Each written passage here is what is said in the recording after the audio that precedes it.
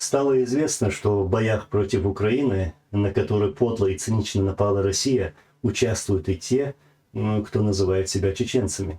В средствах массовой информации публикуются кадры пребывания на территории Украины так называемого полка имени Кадырова. Или как там он у вас еще называется. Я бы хотел обратиться к вам.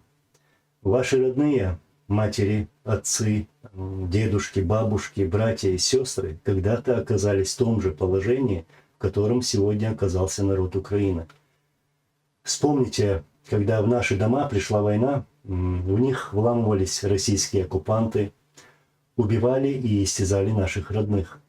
Как российские войска проводили зачистки, закапывали и сжигали живьем мирных жителей, обстреливали населенные пункты кассетными и вакуумными бомбами.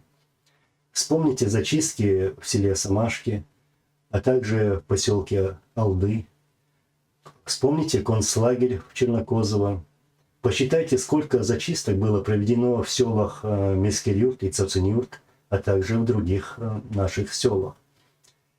Я могу привести тысячи примеров, в результате чего российскими оккупантами было убито около 300 тысяч чеченцев. И, возможно, вы забыли это, но я напомню, что творила на нашей земле армия, за которую вы сегодня воюете. Вы теперь стали уже российскими оккупантами на чужой земле и встали за интересы Путина, который в 1999 году сказал дважды: если надо будет, то буду воевать с самим Аллахом.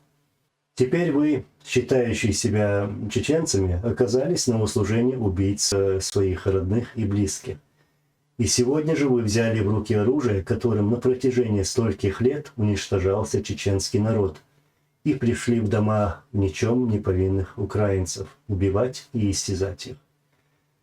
Каждому из вас я могу сказать лишь одно: вспомните, кто вы и откуда.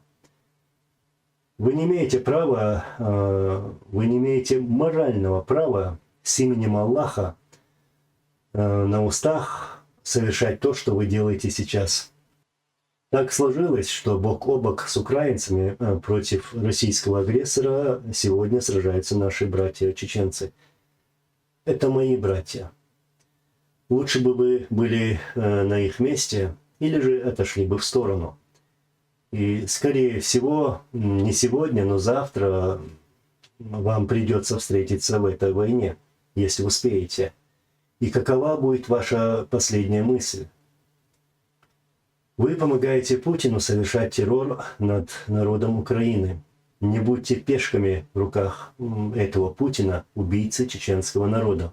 Одумайтесь, пока не поздно.